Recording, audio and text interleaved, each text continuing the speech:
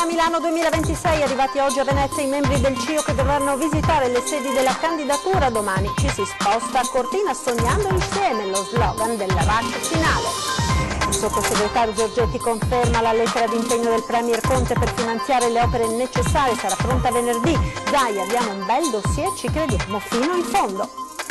25enne accoltella un immigrato irregolare ospite di un vicino di casa dopo averlo inseguito in mezzo alla strada. Lo straniero è grave, l'aggressore è arrestato per tentato omicidio. Era appena decollato il 63enne ex pilota militare bassanese precipitato ieri con un biplano a Cassola. Inchiesta in corso per capire le cause della tragedia. In piazza contro il taglio delle rivalutazioni delle pensioni, a Treviso stamattina la protesta, attacco alle politiche del governo. Ieri il flash mob con le persone stese a terra come morte, oggi il pesce d'aprile di Venezia.com con il volantino che annunciava la trasformazione del nosocomio in hotel, la mobilitazione contro il declassamento dell'ospedale civile. La grande corsa solidale è arrivata al traguardo grazie al cuore dei veneti raggiunti i 400.000 euro necessari per l'operazione che può dare un futuro al piccolo guerriero di Piazzola sul Beretta. Buonasera e ben ritrovati con l'edizione del Veneto dei telegiornali di Antenna 3. In primo piano la cronaca con il tentato omicidio di oggi a Vicenza, 25enne arrestato per tentato omicidio, ha accoltellato un immigrato irregolare ospite di un suo vicino di casa. Sono stati attimi di terrore. Sentiamo. Rincorso per strada, aggredito e poi accoltellato all'addome. È avvenuto domenica pomeriggio in strada del Cavalcavia Vicenza. La vittima, ricoverata in gravi condizioni all'ospedale San Bortolo, è un 39enne originario del Bangladesh. Il suo aggressore, arrestato con l'accusa di tentato omicidio, un giovane vicentino di 26 anni, già noto alle forze dell'ordine. Ancora da chiarire le cause dell'aggressione su cui stanno lavorando gli agenti della questura. Gaudenzio Cherubin aveva appena effettuato il decollo con un biposto dall'aviosuperficie di Cassola quando il velivolo è precipitato ieri nel boschetto a ridosso del cimitero del paese. L'uomo è morto nello schianto ed ora si cerca di far luce sulle cause della tragedia.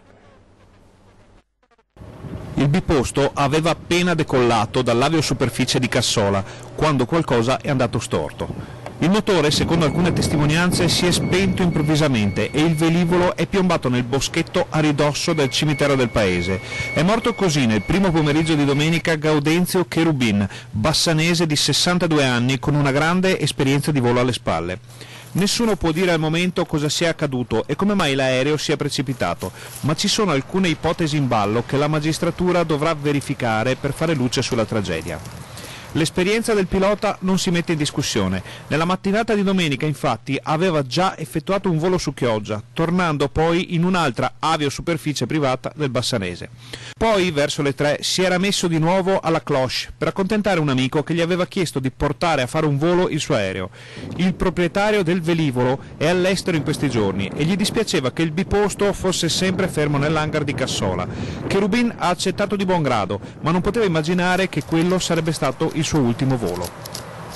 Il velivolo si è staccato dal suolo e dopo poche centinaia di metri è caduto nel bosco prendendo fuoco dopo l'impatto, senza lasciare scampo al pilota. Un amico e collega di volo, che lo aveva sentito poche ore prima, suggerisce che il malfunzionamento potrebbe essere stato causato da un guasto o da una mancata attivazione di un piccolo serbatoio. Finiti gli 8 litri di carburante senza poter passare al serbatoio principale, l'aereo sarebbe rimasto senza benzina e si è disintegrato al suolo dopo un'ultima disperata manovra di Cherubin.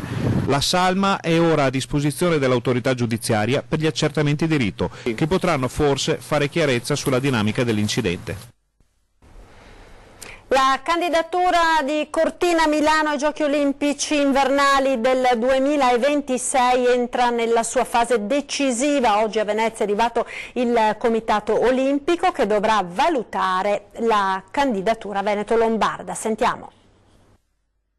La candidatura di Cortina Milano alle Olimpiadi invernali del 2026 entra nella fase cruciale. La commissione di valutazione del Comitato Olimpico Internazionale è arrivata a Venezia, da dove comincia una serie di sopralluoghi che continueranno fino a sabato. Ad accoglierla un fronte compatto che va dal governo alla Regione Veneto, ai comuni e al CONI. Abbiamo chiarito quello che è l'impegno del governo, cioè la gestione diretta dell'evento, tocca al comitato organizzatore e alle regioni e ai comuni che hanno preso questo tipo di impegno. Il governo darà il supporto indiretto e proprio in queste ore è in corso la firma in via digitale, diciamo, con delle forme che vanno di moda adesso, tra gli enti e il governo, e poi ci sarà una lettera formale nella forma statuita dal CIO che sottoscriverà il Presidente Conte. Già dall'arrivo al Marco Polo di Venezia il Presidente del CONI Malagò ha avuto occasione di illustrare il primo dei nuovi progetti che saranno pronti in occasione dei giochi, la linea ferroviaria che collegherà l'aeroporto. Noi ci siamo agganciati in un territorio dove era già previsto da qui al 2023 l'integrazione, diciamo, del collegamento tra chi arriva con l'aereo e chi va su rotaia. Ovviamente una volta che stai su Venezia pensate alla facilità ancora maggiore senza dover prendere diciamo, spostamenti di un altro mezzo di trasporto per andare la stessa a Milano piuttosto che non a Verona, piuttosto che non la stessa Roma, quindi un'integrazione formidabile dell'offerta della candidatura olimpica. Un entusiasmo quello incontrato durante il loro primo giorno di visita che è stato sottolineato dai membri della Commissione. It's not very difficult to see that there's a lot of interest here, a lot of support, a very warm welcome. La Commissione si sposta a Cortina d'Ampezzo e a visitare tra l'altro il luogo dove sorgerà il villaggio olimpico, quindi gli ispettori si sposteranno in Trentino Alto Adige e in Lombardia. Stiamo guardando di far bene il nostro lavoro, quindi convinti insomma, che la nostra candidatura sia stata organizzata bene e quindi cerchiamo che questa settimana di passare, di superare l'esame a pieni voti, quindi poi ognuno farà la propria gara, ma insomma le aspettative ci sono e quindi teniamo le dita incrociate. E sulla candidatura Cortina Milano ai Giochi Olimpici del 2026 e la visita del CIO è intervenuto il governatore del Veneto Luca Zaia. Sentiamo. Cosa abbiamo in più dalla Svezia, Presidente? Ma noi abbiamo intanto un hub degli sport invernali famoso a livello internazionale, il patrimonio dell'umanità che sono le Dolomiti UNESCO, abbiamo il sole, non dimenticatelo, abbiamo il sole, abbiamo il bel tempo, abbiamo neve, abbiamo infrastrutture e abbiamo oggi una campagna di investimenti paurosa. Pensate che abbiamo solo 242 milioni di euro investiti per il Mondiale 2021 per le infrastrutture. Cioè noi siamo in grado di consegnare alle Olimpiadi 2026 un contesto che è unico nel suo genere e che sarà assolutamente tagliandato al 100%. È ottimista? Io sono ottimista, guardate che già avere la commissione CIO, i valutatori, vuol dire che siamo sulla strada buona. Siamo a rush finale, il 24 giugno a Losanna diranno o noi o la Svezia e noi dobbiamo giocarsi tutte le nostre carte. Sappiamo che abbiamo un ottimo dossier, questo ce lo riconoscono tutti. Abbiamo avuto, secondo me, l'intelligenza, lasciatecelo dire, e anche la perspicacia di mettere in linea delle realtà uniche, Milano, una città a visibilità internazionale, con Cortina che è la sede degli sport invernali più famosa al mondo, il Veneto, il patrimonio dell'umanità, le Dolomiti, Venezia, con la Lombardia, Bormio, la Valtellina. E abbiamo le due province autonome, cioè un'Olimpiadi così corale non si era mai trovata nella storia delle Olimpiadi. Ancora cronaca, ancora nessuna notizia di Luca Tacchetto, il trentenne di Vigonza, e della sua amica canadese Edith, scomparsi in Burkina Faso, e sul caso è intervenuto anche il ministro degli esteri. L'ultima pista li vuole in Mali, portati lì dopo il sequestro. Sul caso di Luca Tacchetto ed Edith Blaise, i due giovani scomparsi nel nulla lo scorso dicembre in Burkina Faso, si fa largo una nuova ipotesi formulata dalla ONG Human Rights Watch, impegnata da sempre nel campo dei diritti civili. L'organizzazione non governativa nomina il giovane figlio dell'ex sindaco di Vigonza e la sua amica canadese in un dossier dedicato alle tensioni in una regione del Burkina Faso. Mentre nessun gruppo islamista armato si è assunto la responsabilità per il loro sequestro si ritiene che siano stati rapiti e successivamente portati in Mali. Si legge nella report della ONG che cita fonti della sicurezza maliane. L'architetto trentenne e la sua compagna di viaggio erano partiti a novembre da Vigonza in macchina per portare aiuti. Sarebbero dovuti arrivare in Togo per collaborare al progetto di costruzione di un villaggio, ma a dicembre, mentre si trovavano nella seconda città più grande del Burkina Faso, si sono perse le loro tracce.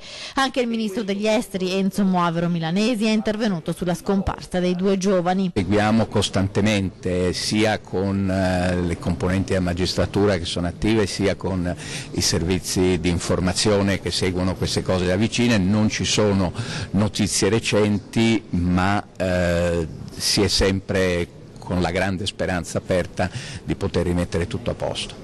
La Farnesina dunque non si sbilancia, ma fa ben sperare per un lieto fine grazie al lavoro degli 007 italiani. L'ipotesi del sequestro resta la più probabile. Già a gennaio si era parlato di un rapimento di matrice jihadista. Anche la Procura di Roma ha aperto un fascicolo. E torniamo ora a parlare dell'omicidio dell'imprenditore padovano ucciso nelle Filippine. Forse i sicari sono stati ingaggiati da alcuni gruppi rivali. Sentiamo. Ucciso quasi sicuramente per una questione di soldi, è questa l'idea che si sono fatti i parenti e conoscenti di Andrea Guarniero, l'imprenditore padovano ammazzato nelle Filippine. Un'esecuzione in piena regola, 2 colpi, uno alla testa e uno al cuore, mentre era in casa con la moglie filippina e il figlio. I sicari potrebbero essere stati ingaggiati dai rivali in affari. Andrea Guarniero infatti aveva appena trovato un terreno spettacolare, aveva fondato un'azienda, la Apo Bay Resort and Residence Development Corporation, di proprietà sua e di sua moglie. I mandanti dunque potrebbero essere altre persone impegnate nel ramo immobiliare. Non si esclude dunque che anche la sua famiglia, ancora sotto shock, possa essere in pericolo di vita. La caccia ai 2 sicari è aperta, si attende di conoscere una verità che sia anche giustizia, ha detto il ministro degli esteri Enzo Moavero Milanesi. Ancora fuoco sui boschi del Veneto, l'ultimo incendio è stato spento intorno a mezzogiorno ed è stato un fine settimana d'emergenza sul Monte Summano a Sant'Orso, dove in poche ore si sono sviluppati ben 3 roghi. Il servizio. Il primo allarme è scattato a mezzogiorno di domenica, quando le fiamme si sono sviluppate nella zona alta in prossimità della vetta del Monte Summano, frequentata nei giorni festivi da molti turisti. Immediato l'intervento prima della protezione civile e poi dei vigili del fuoco. Poco dopo le 15 l'arrivo dell'elicottero che per circa 3 ore e mezza ha continuato i suoi viaggi. Difficile e impervia da raggiungere la zona del primo incendio, domato intorno alle 20. Erano da poco rientrati a casa i soccorritori quando alle 20:30 è stato lanciato un nuovo SOS. Le fiamme questa volta avevano colpito una zona più bassa, Praminore, la stessa danneggiata nel marzo di 2 anni fa da un incendio sicuramente di natura dolosa. Ed è stato proprio quest'ultimo, domato nel cuore della notte, a ripartire all'alba di lunedì intorno alle 6 a causa di un focolaio rimasto a covare e alimentato dal terreno siccitoso. Una mattinata di duro lavoro per gli uomini del Servizio Forestale Regionale, coadiuvati da vigili del fuoco e volontari, che hanno avuto ragione dell'incendio solo intorno a mezzogiorno e solo grazie al nuovo intervento dell'elicottero. Grande la preoccupazione per tutta la comunità di Sant'Orso in queste ore, con il sindaco Franco Balzi a sorvegliare l'area. Adesso si apre la delicata fase della conta dei danni, con il timore che le condizioni attuali e la mancanza di pioggia possano alimentare nuovi focolai. Andiamo ora a Mira, nel veneziano, per un caso di presunti abusi da parte di alcuni agenti della polizia locale. Mira finisce nel mirino della trasmissione Le Iene per presunti abusi dei vigili urbani che userebbero metodi brutali per combattere il traffico di droga tra i ragazzi. Un agente in particolare, soprannominato lo sceriffo. Il poliziotto lo ha convocato al comando per avere informazioni su un probabile spacciatore di droga. Sai perché si chiama? No, assolutamente non lo so. Come si è messo con la droga? Una volta solo ti faccio la domanda, poi vi dico, beh, via qua sgambizzato, e non credo che tu abbia piacere di perdere la patente e il posto di lavoro. Come si è messo con la norma? Ho fumato qualche canna. Ma per lo sceriffo Marco diventa automaticamente un tossicodipendente. Da quanto tempo assumi stupefacenti? È una domanda corretta. Quando le faccio io come voglio io? Tutto è iniziato mesi fa, dalle dimissioni di un avvocato dalla presidenza della Commissione Pari Opportunità in seguito a un contenzioso giudiziario che ha coinvolto un suo familiare, un presunto abuso da parte di un agente. Nel frattempo è stata istituita dal Comune una commissione d'inchiesta ed è nato il Comitato Presi di Mira. È scoppiato il caos a Mira per il caso dei presunti abusi da parte dei vigili urbani, un comitato che si è appena istituito per monitorare le attività della polizia locale in tal senso ha già segnalato oltre 15 casi. Intanto un agente appena assunta a tempo determinato si è subito dimessa, mentre il comandante Rizzi è in ferie fino a maggio. L'importante è che le persone capiscano che quando gli agenti fanno delle attività di contrasto alla droga o comunque delle indagini non sono attività che sono di competenza del Comune, ma vengono in qualche modo richieste dall'autorità competente. Ovviamente, come abbiamo sempre detto, se ci sono delle responsabilità personali, chiaramente ne prenderemo atto e agiremo di conseguenza. In piazza contro la protesta che prevede il taglio delle rivalutazioni delle pensioni, taglio che è scattato oggi, questa mattina a Treviso in piazza, i pensionati della CGIL, attacco alle politiche del governo. Sentiamo. Morale della favola, la Fornero non è stata abrogata, ok, e gli aumenti non ci sono stati. Io sono pensionato da settembre dell'anno scorso con 43 anni di contributi, io mi sono già accorto che da oggi la mia pensione verrà ridotta di oltre 13 euro al mese e il conguaglio purtroppo lo faranno successivamente perché hanno paura di farlo prima delle elezioni. Amara sorpresa dal 1° aprile per i pensionati con assegno dai 1.500 euro lordi al mese che per il nuovo meccanismo di rivalutazione dell'inflazione avranno una pensione più magra. 67.000 in provincia di Treviso le persone interessate, 400.000 in Veneto con decurtazioni che vanno dai 3 ai 20 euro mensili. Questo il danno, dicono i pensionati, cui a luglio si aggiunge la beffa perché per effetto del conguaglio dovranno restituire l'aumento percepito da gennaio ad oggi con cifre che vanno dai 20 ai 100 euro, soldi sottratti alle pensioni che serviranno, denuncia la CGIL, per finanziare quota 100. Vengono sempre a pescare dove è più facile pescare, è più facile avere, come dicevamo prima, 1 euro da tutti i pensionati, però non mi sembra giusto, noi dobbiamo pagare solo. Oggi la prima mobilitazione che culminerà nella manifestazione nazionale dei sindacati il 1° giugno a Roma. Dati alla mano, lo SPI-CGIL ha fatto i conti di quanto costano ai pensionati italiani queste misure. Ad esempio, una pensione di 2.000 euro lordi ha perso per mancate perequazioni 1.525 euro all'anno, 115 al mese, ed andrà a perderne altri 460 nei prossimi 3 anni.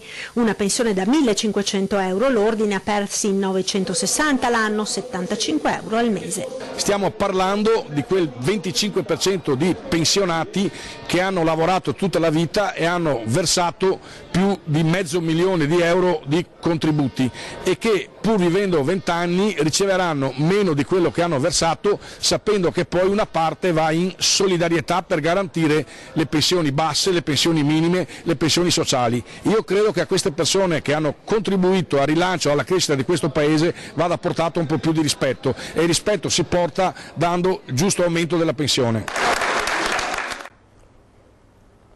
Ci fermiamo ora per la pubblicità, tra poco.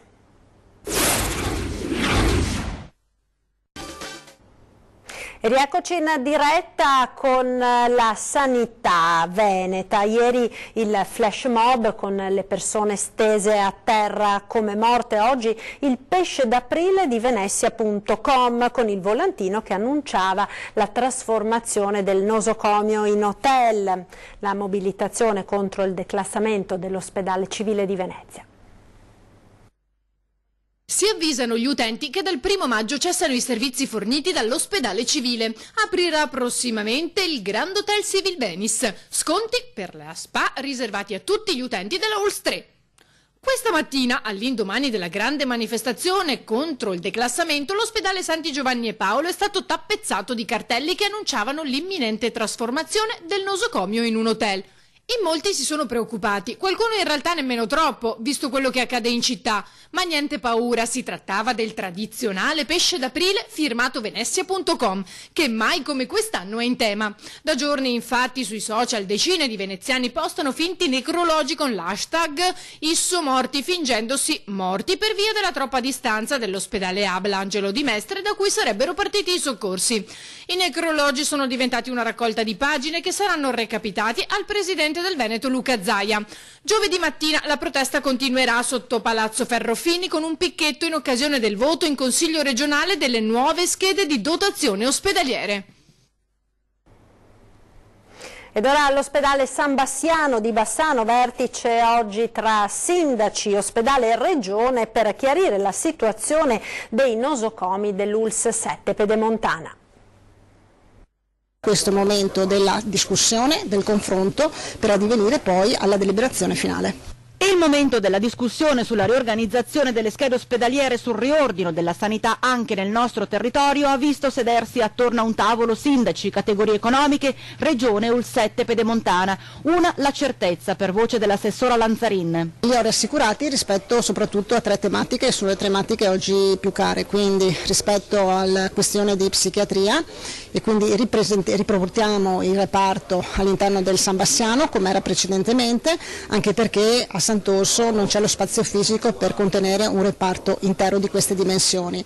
Poi per quanto riguarda invece emodinamica H24 ho assicurato appunto il ripristino della dicitura H24, poi quindi in entrambi gli ospedali, quindi a Bassano e Sant'Orso, poi sarà la direzione generale che dovrà cercare di studiare una soluzione, ma soprattutto cercare di reperire anche il personale per garantire il servizio a entrambi i nosocomi. Ultimo tassello, quello di oncologia, tema molto caro e tema molto sentito, e anche in questo caso abbiamo detto insomma che il primariato verrà ripristinato. Soddisfazione da parte dei sindaci. Abbiamo avuto l'assicurazione che ci sarà da parte sua il massimo impegno a portare a casa questi tre risultati. Lo abbiamo detto sin da subito che sulla questione delle nuove schede ospedaliere regionali non era stato deciso ancora nulla. C'è chi ne ha approfittato per montare un caso e seminare zizzania tra la gente solo per mera strumentalizzazione politica. E la rassicurazione a tutti, l'abbiamo sentita, è arrivata ufficialmente proprio dalla referente alla sanità a Venezia. Come dire, tanto rumore per nulla. Questo è stato l'esempio di una buona politica che collaborando riesce a risolvere i problemi e dare risposte ai cittadini. Insomma, tranquillizzati e messi a tacere dunque tutti quegli al lupo che si stavano gridando inutilmente, strumentalizzando una già delicatissima questione, quella della sanità. E ora che la Regione si è espressa in maniera decisiva sul San Bassiano, qualcuno dovrà chiedere scusa. Ed ora una bella notizia, la grande corsa solidale è arrivata al traguardo. Grazie al cuore dei Veneti sono stati raggiunti i 400.000 euro necessari per l'operazione negli Stati Uniti, che potrà dare un futuro al piccolo Giovanni di Piazzola sul Brenta.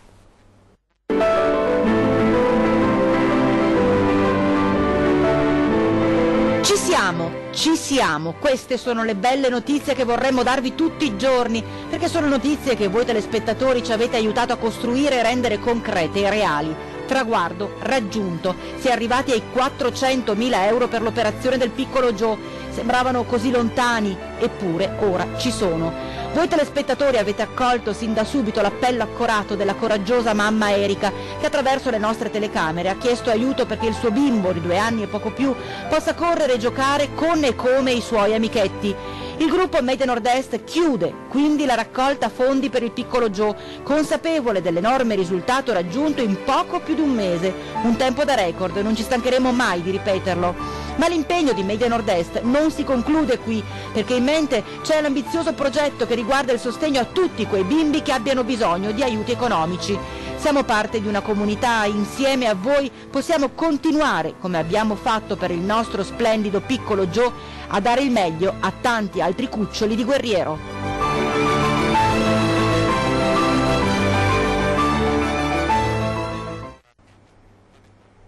Medioevo o difesa della famiglia? Dopo la 3 giorni del forum di Verona si torna a parlare di famiglia questa sera a 20:10, ospiti in studio Lorenzo Damiano dei Pescatori di Pace e Paolo Righetti della CGIL del Veneto. E poi in prima serata dalle 21:15 come ogni lunedì torna Ring, emergenza Italia, il paese è fermo, il titolo della puntata di oggi. Ospiti in studio con Ferdinando Avarino, l'onorevole Nicola Pellicani del Partito Democratico, Simone Scarabella del Movimento 5 Stelle, Riccardo Barbisan della Lega e Paolo Righetti della CGIL del Veneto. Ed è tutto per questa edizione, grazie per essere stati con noi. In chiusura, come sempre, il meteo. Arrivederci.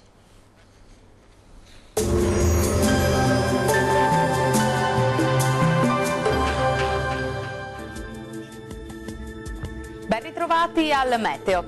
Inizia a cambiare il tempo sulle nostre regioni nella giornata di martedì, tuttavia sarà ancora in genere stabile ma con più nubi. Vediamo il dettaglio. Sul Veneto tempo sostanzialmente asciutto ma con cielo molto nuvoloso un po' ovunque. Entro la nottata avremo le prime piogge sui settori occidentali della nostra regione. Temperature in lieve calo con minime comprese tra 4 e 11 gradi, massime tra 18 e 20 gradi circa. Sarà più soleggiato sul Friuli Venezia Giulia, quantomeno al mattino. Col passare delle ore il cielo tenderà a coprirsi e in nottata è atteso un peggioramento con l'arrivo di qualche pioggia. Temperature minime tra 9 e 13 gradi, massime oscillanti invece tra 18 e 21 gradi. Situazione simile sul Trentino Alto Adige, perché anche sulla nostra regione il cielo risulterà molto nuvoloso o coperto in giornata. Poi durante la serata peggiorerà con qualche precipitazione via via più diffusa. Temperature minime sui 6 gradi, massime tra 18 e 19 gradi. Bene, dal meteo per ora è tutto. Arrivederci.